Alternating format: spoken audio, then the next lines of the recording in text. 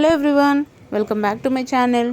ఈరోజు మన ఛానల్లో ఫైబర్, ప్రోటీన్స్ అలాగే విటమిన్స్ ఎక్కువగా ఉండే స్పినాచ్ రైస్ అండి. ప్రోటీన్ చేకూర్చే పాలకూర రైస్ చేశాను.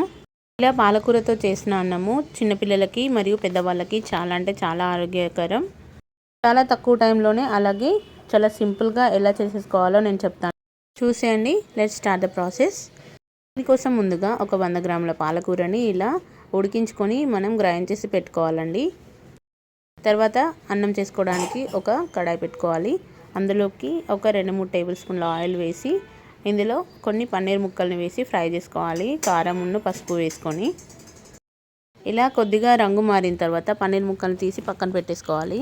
తర్వాత ఇందులోకి కట్ చేసి పెట్టుకున్న ఆనియన్, క్యారెట్, బీన్స్ అలాగే పచ్చిమిర్చి వేసుకొని బాగా ఫ్రై చేసుకోవాలి. ఇలా వెజిటేబుల్స్ అన్నీ వేసుకొని మనం ఈ రైస్ చేసుకుంటే చాలా అంటే చాలా హెల్దీ. మనకి అన్ని వెజిటేబుల్స్ తిన్నట్టు ఉంటుంది, హెల్త్కి కూడా చాలా మంచిది. అలాగే ఒక 6-7 క్యాష్యూస్ వేసుకొని ఫ్రై చేసుకోవాలి.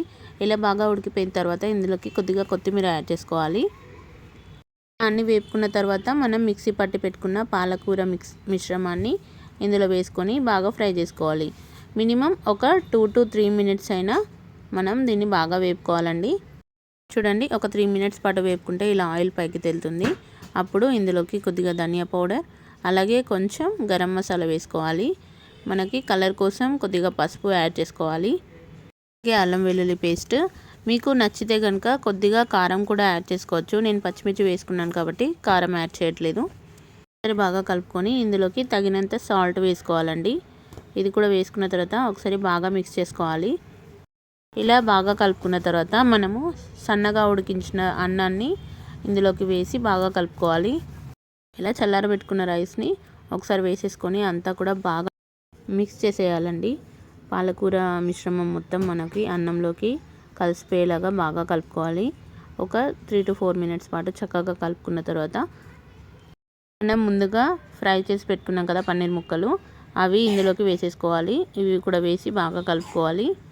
ఇలా బాగా కలుపుకొని స్టవ్ ఆఫ్ చేసేసుకొని వేడివేడిగా సర్వ్ చేసేసుకుంటే ఎంతో టేస్టీ పాలకూర రైస్ అయితే రెడీ. చూసారు కదండి, చేసుకోవడము చాలా సింపుల్, అలాగే మేకింగ్ చాలా ఈజీ. వారంలో కనుక ఒక 2-3 సార్లు ఇలా చేసుకొని తింటే మనకి చాలా అంటే చాలా బాగుంటుంది టేస్ట్, అలాగే హెల్తీ కూడా.